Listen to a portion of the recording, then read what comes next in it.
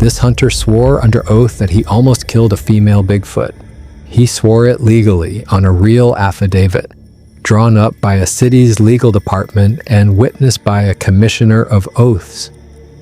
He put his name at the bottom of a document that carries criminal penalties for lying, and he swore that every single word of it was true and correct in all details. The account made national news. It was printed in books that are still in circulation today. And nearly 70 years later, researchers still call it one of the most important encounters of its kind ever recorded. And it happened in one of the loneliest places a man can put himself. He had spent hours climbing higher and higher up a wild mountain, deep in the British Columbia backcountry, past the timberline, working his way up toward an old abandoned mine that the world had long forgotten. With every hour he climbed, the last town behind him, a tiny place called Tet Jaune Cache, shrank further into the distance until it was 80 miles and a hard day's walk away. Up there, the silence pressed in from every direction, the way it only does when a man is truly beyond the reach of help. And he had climbed so far that the nearest living soul might as well have been on another continent. He believed he had the whole mountain to himself. Within minutes, he would learn how wrong he was. This man had every reason to know exactly what he was looking at. He was a lifelong trapper and hunter who had fed his family off these mountains for years. He had shot a grizzly on that very slope just one season before. He could name any creature in that country at a single glance, in bad light from a distance, because for his entire life, his survival had depended on getting it right. And he swore, under oath, that the thing which stepped out of the brush that afternoon was like nothing he had encountered in all his years in the wild. The Bigfoot came into the open in broad daylight. It walked upright on two legs the way a man walks.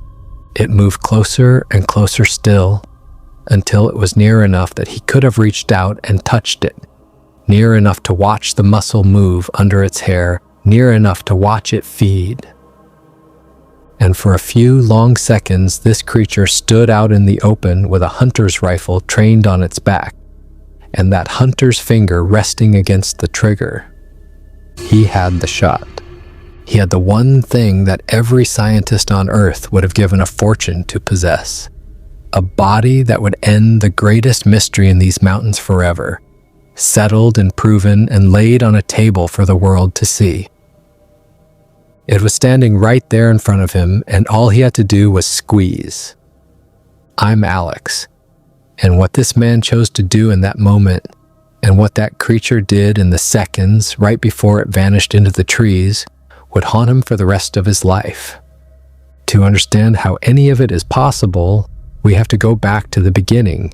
What you're about to hear is a reconstruction of the events from that day. I'm going to walk you through the encounter the way this man lived it, moment by moment, the best I can. But every single beat of it is built on one thing and one thing only: the sworn affidavit he filed in 1957 and the notes of the investigators who sat with him and wrote it all down. I'm not inventing his thoughts. Where I tell you what he felt, it's because he swore to it. And at each step, I'll stop the story and show you the real evidence underneath it. So who was he? In his own words, from the first lines of that affidavit, ever since he was a small boy back in the forests of Michigan, he had studied the lives and habits of wild animals. Later, when he supported his family in northern Alberta by hunting and trapping, he spent many hours just observing the wild things. They fascinated him.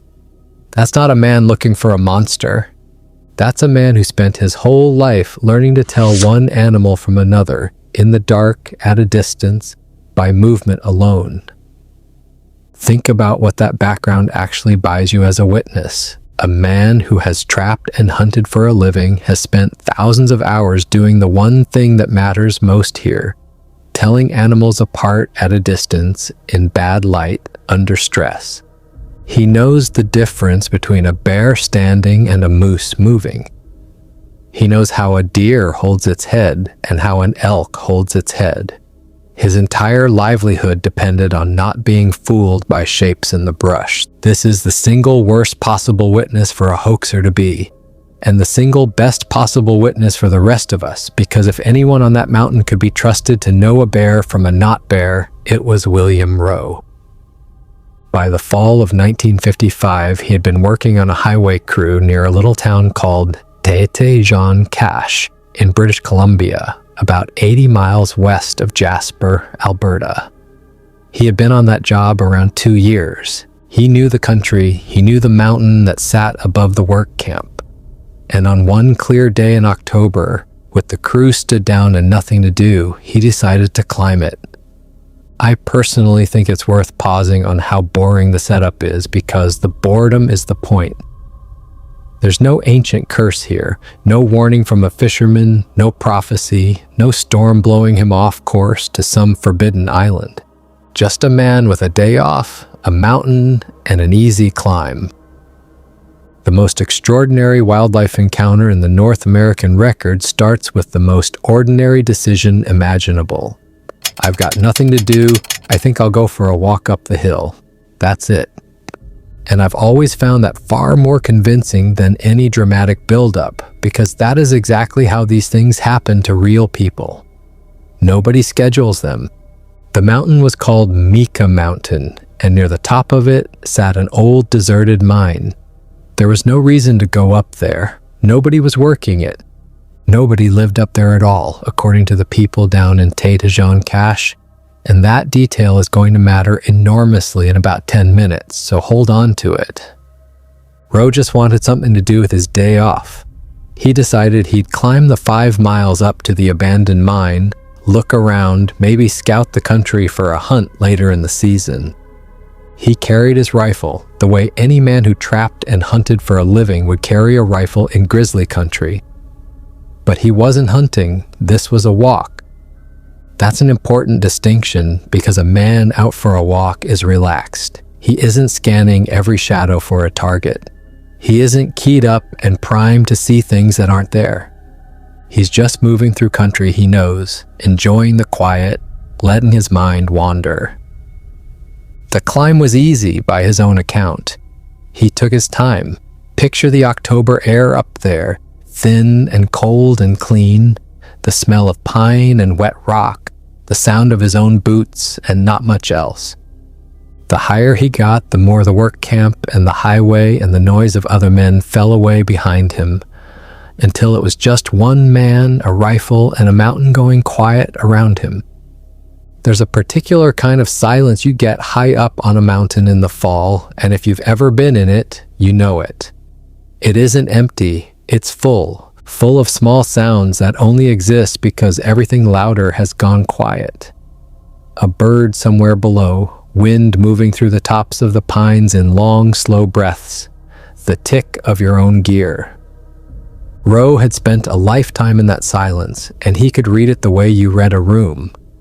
And on the way up Mika Mountain that afternoon, it was the ordinary silence of an ordinary mountain. Nothing was wrong. Nothing felt watched. That matters, because he wasn't primed for anything. He came in sight of the old mine at about 3 o'clock in the afternoon. Broad daylight. The sun was still well up. This is not a story that happens at midnight, in fog, with a flashlight and a bad feeling. This is a story that happens in clear afternoon light, with hours of visibility left, to a sober professional woodsman who wasn't looking for anything. And that is exactly what makes what happened next so hard to wave away. The old mine sat there deserted, just as the townspeople had said it would be. Timbers going gray, the workings quiet, a place men had come to, dug into, given up on, and abandoned to the mountain. Rowe poked around it the way anyone would, taking in the country, thinking about where the game might move in a few weeks when he came back to hunt. He had no idea that he was about to become part of the most detailed, close-range account of an unknown animal in the history of North America. He was just a man on a hill killing an afternoon, a few minutes away from the moment that would divide his whole life into before and after. I thought it was a grizzly. He had just come out of a patch of low brush into a clearing when he saw it, in the bush on the other side. His first thought was completely ordinary. He thought it was a grizzly bear. And that was a perfectly reasonable thing to think, because he had shot a grizzly near that very spot the year before. This was bear country. He knew it was bear country. So a big, dark shape in the brush read instantly as bear. It was only about 75 yards away. And here's the first thing that tells you exactly what kind of man we're dealing with. He had a rifle. He had a grizzly, as he thought, at 75 yards in the open. A lot of men would have taken that shot on reflex. Rowe didn't. He decided not to shoot it for a very practical, very unglamorous reason. He had no way of getting it out. No point killing an animal that big if you can't pack it down the mountain. So instead of shooting, he sat down on a small rock and watched, his rifle in his hands, just observing, the way he'd done his whole life. That decision is the only reason this account exists. If he'd fired, he'd have either killed it or spooked it, and either way, the long, close, patient observation that makes this case famous never happens. Instead, he sat still on a rock in the afternoon sun and let the animal come to him. Think about the discipline in that. A shape that reads as grizzly in the open at a range where he couldn't miss, and his response is to lower himself onto a rock and simply watch.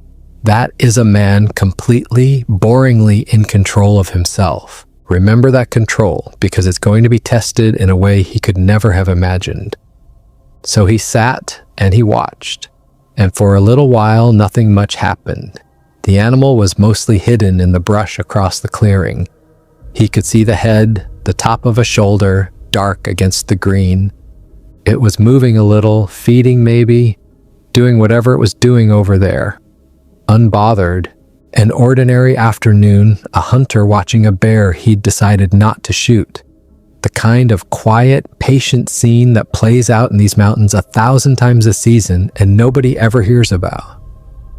At first, he could only see part of it, the head and the top of one shoulder above the brush. Then, a moment later, it raised up and stepped out into the open. And the instant it stood, everything he thought he knew came apart. Because grizzly bears do not stand and walk across a clearing on two legs like a person crossing a room. This thing did. He saw it come up onto 2 feet and start across the opening, directly toward him. And he realized, sitting on that rock with a loaded rifle in his hands, that it was not a bear. This part is not my embellishment. In the affidavit, he states it plainly. He thought it was a grizzly. He'd shot a grizzly near that spot the year before. It was about 75 yards away. He didn't want to shoot because he couldn't get it out. So he sat on a rock and watched with his rifle in his hands. Then it stepped into the open and he saw it was not a bear. Every word of that is his, sworn on the record. Now the creature is in the open and closing the distance, and Rowe is about to get the longest, clearest look at one of these animals that almost anyone in the historical record has ever gotten. So let's slow down, because in this segment, the evidence and the story are the same thing. Every detail I give you here is a detail he swore to. It came toward him, he said, until it was only about 20 feet away. 20 feet. Stop and actually measure that in your head. That's the length of a small living room. That's close enough to hear an animal breathe, close enough to see the texture of the hair, the color of the skin under it, the shape of individual teeth. Most people who claim to have seen one of these things describe a shape at a distance, for a second or two before it's gone. Rowe had one walk up to conversational range and stay there in daylight, long enough for him to study it like a specimen on a table. There's almost nothing else like it in the whole record. He described a creature close to 6 feet tall, very heavy in the body, perhaps 3 feet wide, and he later put the weight somewhere near 300 pounds. It was covered in dark brown, silver-tipped hair, thick and shining. the sort of coat that catches light at the edges and glows a little in the sun. Not matted, not filthy, a healthy animal in good condition in the prime of its life, moving easily. And it was unmistakably female. He could see the breasts, which is part of why he was so certain about what he was looking at, and part of why this account has never fit the lazy image of a roaring movie monster. This was not a beast, it was an animal, a she going about her afternoon. Her chest was broad, her shoulders were enormous. But here's the detail that Roe kept coming back to, the one that clearly unsettled him more than the size. The way she was built did not taper the way a human or an ape tapers. Her body went almost straight down from these huge shoulders, and her arms were thicker than a man's arms and longer, hanging down close to her knees. Her feet were broad, and when she walked flat on them, heel coming down first, the way we do, not up on the toes the way a bear or a dog moves. The sole skin, where he could see it, was a grayish brown. She moved with a kind of unhurried, deliberate confidence, not sneaking, not fleeing, just crossing her own mountain the way she'd probably crossed it 10,000 times before. Then she got close and she stopped near a clump of brush, and she did something that no man faking a monster story in 1955 would ever have thought to invent. She squatted down. She reached out, took hold of the branches, pulled them toward her, and stripped the leaves off with her teeth. He watched her eat. He watched her lips curl back as she did it, and he saw the teeth clearly, white, even teeth, with the eye teeth, the canines, a little more prominent than a person's, but not the fangs of a predator. He noted there was no protruding muzzle like a bear or a dog. The lower part of the face pushed forward, but the nose was broad and flat. The lips and chin stuck out more than ours do, and the whole face read to him as closer to human than to any ape he could think of. Sit with that image for a second, because it is the strangest and most convincing thing in the whole account. A 300-pound unknown creature squatting on its haunches in the brush, delicately pulling a branch toward its face and combing the leaves off with its front teeth, chewing, reaching for another. It is such an ordinary, animal, unremarkable thing to be doing. It is exactly what a large browsing herbivore does all day.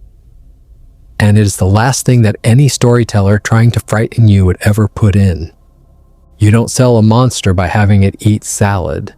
Roe put it in because it happened, and because he was a naturalist to his bones, and to a naturalist, watching an unknown animal feed is the most important thing you can possibly witness. It tells you how it lives. A man inventing a monster gives you fangs and a roar. William Roe gave us an animal squatting in the brush, stripping leaves with its teeth, scratching itself. Those are not the details you make up. Those are the details you remember because you actually saw them. He kept watching. He noticed the ears were shaped like a human's ears. The eyes were small, dark, and set close, a little like a bear's eyes, and slightly hidden under a heavy brow.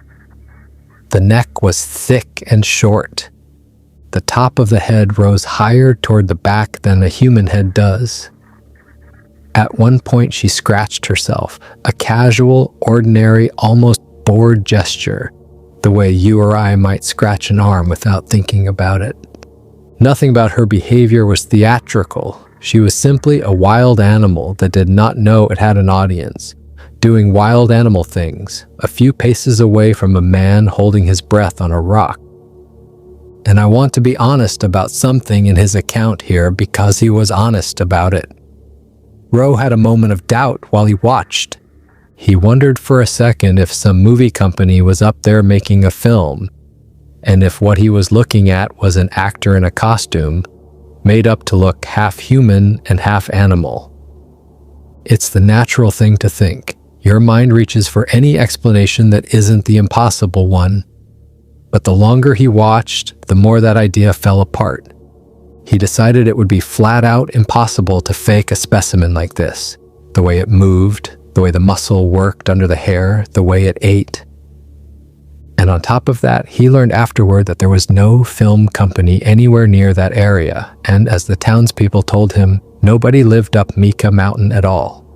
There was no crew, there was no costume, there was just the animal. That detail matters more than almost anything else in the account, and it's why I asked you to hold on to the fact that nobody lived up that mountain. Rowe didn't just see something strange and run, he actively went looking for the ordinary explanation in real time while it was standing in front of him. He tried to talk himself out of it, and he couldn't because the evidence of his own eyes wouldn't let him. I want to step out of the clearing for just a moment because there is something about this list of details that most people watching never stop to think about, and once you see it, you can't unsee it.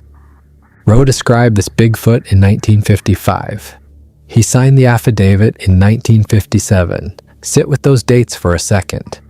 The word Bigfoot did not appear in a newspaper until 1958, 3 years after Rowe's encounter, when a bulldozer operator named Jerry Crew found huge tracks in Northern California. And the famous piece of film, the one everybody on Earth has seen, the Patterson-Gimlin footage of a female Sasquatch walking along a creek bed, was not shot until October of 1967. That is 12 years after Rowe sat on his rock. 12 years. So when William Rowe described a creature with a non-tapering torso, arms longer and thicker than a man's, a flat heel-to-toe walk, a head that peaks toward the back, a female with a broad chest and huge shoulders, he was describing it before there was any template to copy. There was no image in the culture for him to borrow from. There was no film to match. There was no word for the thing. He couldn't have been repeating what he'd seen on television because there was nothing on television to repeat. And here's the part that gives me a chill every time. In the decades after, hundreds of witnesses who had never heard the name William Rowe, who had never read his affidavit, would describe the same animal, the same straight-down torso, the same overlong arms, the same flat, deliberate walk, the same peaked head. People with nothing in common, scattered across a continent, separated by decades, kept describing the creature Rowe described first, before any of them had a picture to work from. Take that peaked head, for instance. The detail that the skull rises higher toward the back, that there's a kind of crest or ridge running over the top. In the 1955 account, that's just an odd thing Rowe noticed and wrote down. He had no framework for it. But decades later, when researchers started looking at what a giant primate skull would actually need to anchor the massive jaw muscles to chew tough vegetation, that ridge, that sagittal crest, is exactly the feature you'd predict. Rowe didn't know any of that anatomy. He couldn't have. He just described the bump on the back of the head because it was there, and it turned out to line up with something a specialist wouldn't articulate for years. Same with the arms hanging near the knees, the non-tapering trunk, the flat, heel-first gait that the Patterson-Gimlin film would show the world 12 years later. Rowe put all of it on the record in 1955, in a sworn document before the film existed, before the word existed, before there was a single image in the culture for him to copy.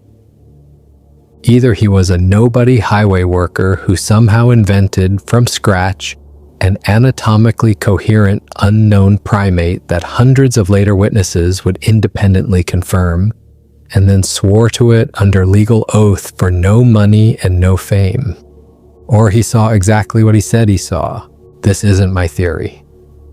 This account was investigated and published by the Canadian newspaperman John Green, one of the most careful researchers in this entire field, who put it in his book On the Track of the Sasquatch. It was printed in full by the naturalist Ivan Sanderson in his 1961 book on these creatures.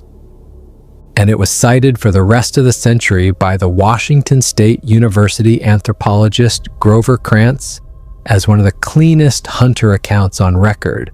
I'm not asking you to take my word for any of it. I'm asking you to notice the dates he described it first. And these were not credulous men.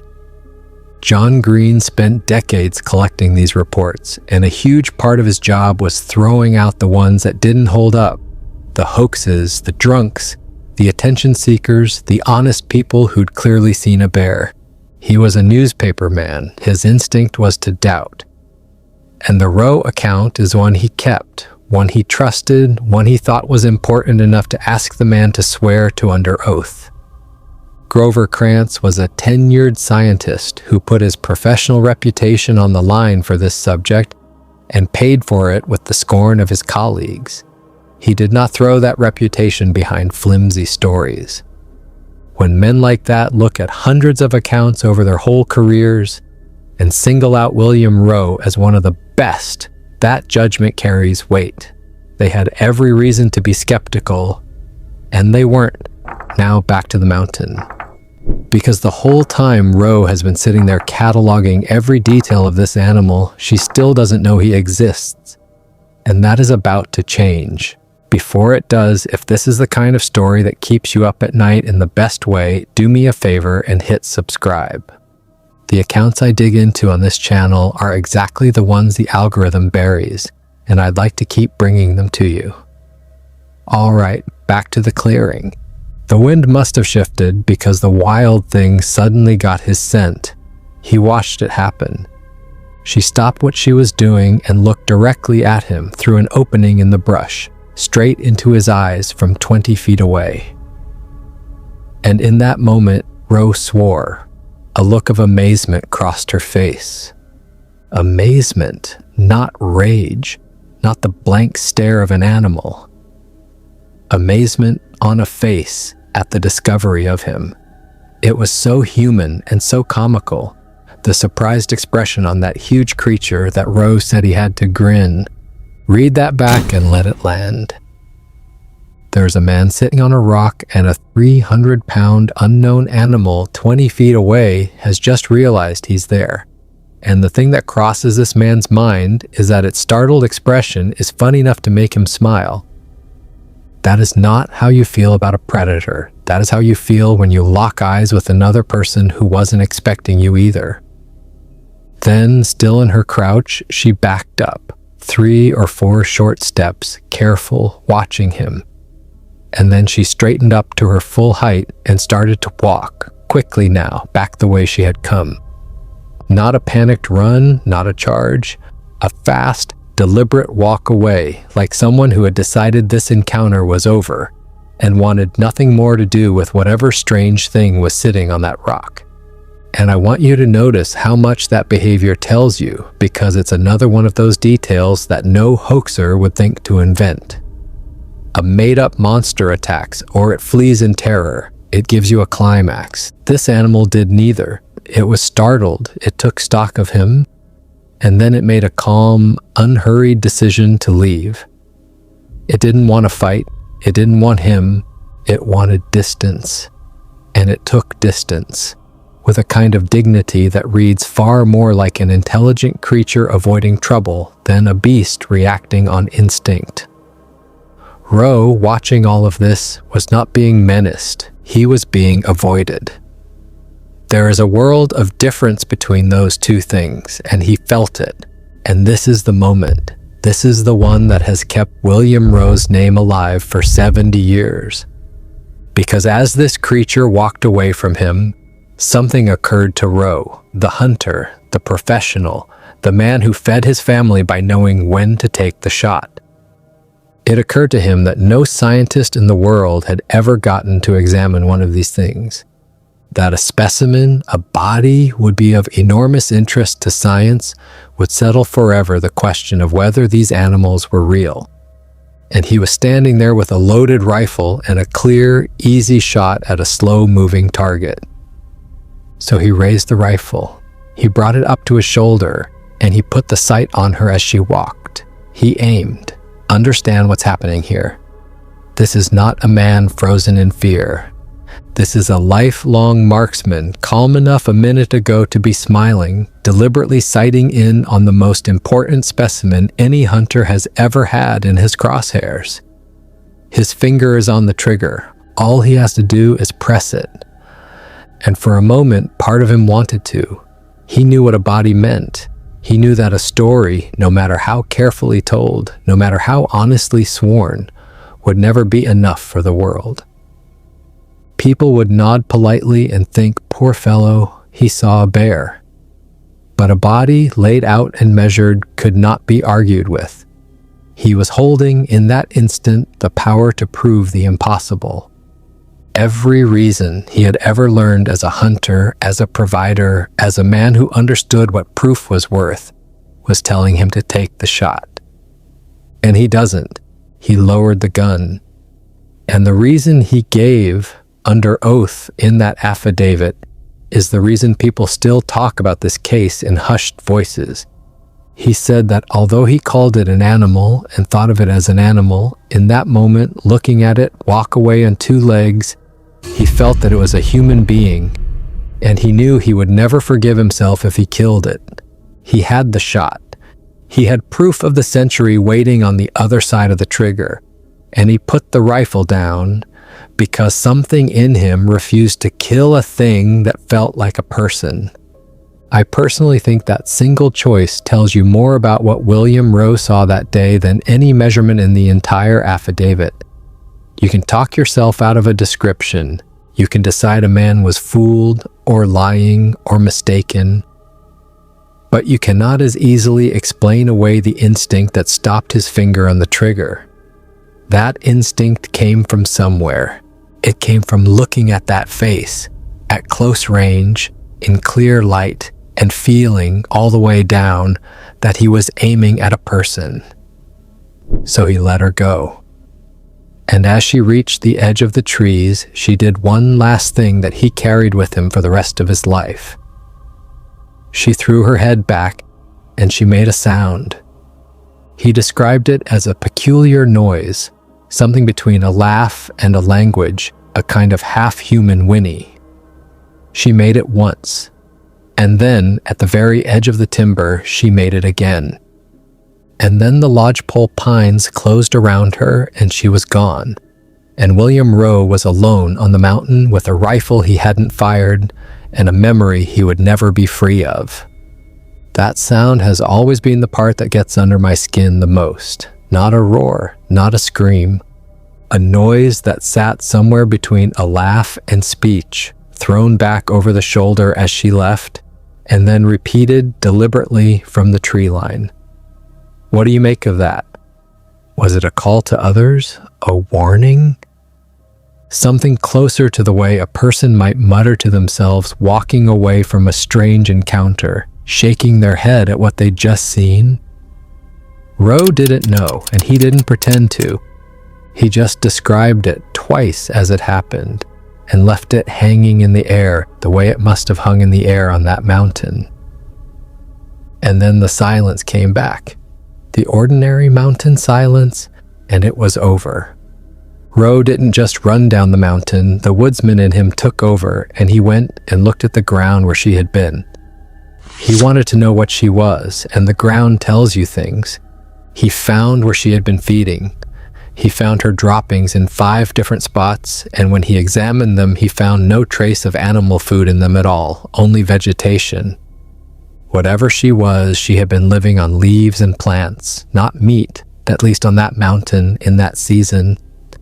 He found the place where she had bedded down, evidence that she had slept there 2 nights. There was no fire, there were no tools, there was no shelter built, no sign of a second creature, no sign of anything human. Just the bed of an animal that had been sleeping rough on the mountain, eating leaves, minding its own business, until a man on a rock watched it for the better part of an afternoon. That's a small detail, but it does a lot of quiet work. The vegetarian droppings, the lack of any fire or tool, the simple bed used for a couple of nights, all of it points to an animal, not a hermit, not a hoaxer in a suit, not some wild man living up there off the grid. Costumes don't leave drop-ins full of leaves. A guy in a gorilla suit doesn't bed down on the mountain for 2 nights between performances. Everything Rowe found on the ground was consistent with exactly one thing: a large, plant-eating, unknown animal that lived on that mountain and had been going about its life there long before he ever climbed it. And then Rowe did the thing that separates this case from almost every other story in this field. He kept quiet. For years, he was worried. And you can understand why, that people would think he was a liar or a fool. He didn't call a newspaper. He didn't try to sell the story. He sat on it because coming forward had nothing in it for him but ridicule. He had everything to lose and nothing to gain. No book, no payment, no fame. A working man's reputation as a sober woodsman, and a story that could only cost him that reputation. And still, when he was asked, he swore to it. What finally happened is that the researcher, John Green, heard about the account and asked Rowe if he would be willing to put it down while under oath. And Rowe agreed. On the 26th of August, 1957, in the city of Edmonton, Alberta, William Rowe swore a formal affidavit. It was witnessed and sworn before a commissioner of oaths. His statement began with the legal formula that he, W. Rowe of the city of Edmonton, made oath and said that the account attached was absolutely true and correct in all details. Then he signed his name. This is not a campfire story. It is a legal document sworn under penalty by a man with no reason to lie and every reason to stay silent. I want to slow down on what that document actually is because I think most people hear the word affidavit and it just slides past them. An affidavit is not an interview. It's not a letter to a magazine. It is a sworn legal statement made under oath with the same weight as testimony you'd give on a witness stand in a courtroom. Lying in one is a criminal offense. When Rowe swore that his account was true and correct in all details, he was putting himself on the hook, legally, for every single thing in it. The 6-foot height, the silver-tipped hair, the leaves stripped with the teeth, the rifle he raised and lowered, all of it sworn, in a form that carries real consequences for a lie. And the affidavit itself was drawn up properly through the legal department of the city of Edmonton. This wasn't a napkin, it was a formal instrument, witnessed and stamped, filed and preserved. That is why 70 years later, researchers still point to the William Rowe case as one of the very few in this entire field with genuine documentary weight behind it. It exists on paper. You can read the text of it today in his own words, exactly as he swore it. Most of what gets told about these creatures is smoke. This is one of the rare times someone reached out, grabbed a piece of it, and pinned it to the record where it couldn't drift away. There's one more piece of evidence, and it's a quiet, human one. Rowe had his daughter draw the creature, working under his direction, him telling her to make this longer, that broader, until the picture matched what he'd seen. That drawing survives. It is the closest thing we have to a photograph of the animal on Mika Mountain, made by a father describing to his own child the thing he could not forget and could not bring himself to shoot. And I find something almost unbearably human in that image. A man sitting with his daughter, guiding her pencil, saying no, the shoulders were wider than that, the arms came down further, the head was shaped more like this. Trying, years later, to get a child to draw the exact shape of the impossible thing he met on a mountain. He wasn't doing it for a magazine, he was doing it because it was true, and because getting it right mattered to him, the way getting an animal right had mattered to him his whole life. That drawing is not proof of a Sasquatch, but it is proof of a man who could not let the memory go and who cared, down to the width of the shoulders, about telling it straight. Rowe never claimed to have the answer. That's the last thing I want you to sit with, because it might be the most honest sentence in the whole affidavit. After everything, after the closest and longest look almost anyone has ever gotten, after describing her down to the sole skin and the eye teeth, he refused to tell you what she was. In his own closing words, he said that whether this was a Sasquatch, he did not know. It would always remain a mystery to him, he said, unless another one was found. Whether this was a Sasquatch, he did not know. It would always remain a mystery to him, he said, unless another one was found. That's not the ending of a man selling you a monster. That's the ending of a man telling you the truth. Unless another one was found. He left the door open, exactly where it still stands today. He did not decide for you. He put down every detail, swore to it, signed it, and then handed you the same unanswered question he carried down that mountain in October of 1955. And think about what that question really is. Somewhere on Mika Mountain on a clear afternoon, a man had a female of an unknown species in his rifle sights. A body that would have ended the debate forever. Proof you could carry into any university on Earth. And he let it walk into the trees because it felt too much like a person to kill. Whatever she was, she went back into the lodgepole pines that day and was never seen again. She was never caught. She was never shot. She was never explained. She is still out there at the record exactly as Roe left her. Real enough to swear to, close enough to touch, and gone. And here's the thought I can't shake, the one that turns this from a good sighting into something that genuinely haunts me. Roe is the one who let her live. Because of a decision he made in a single second on a rock, we do not have a body. We do not have proof. The one man in 70 years who had the clearest shot, the steadiest hands, and every professional reason to take it, chose mercy instead of certainty. He traded the answer for the animal's life. And so the question he handed us is a question he could have ended and chose not to.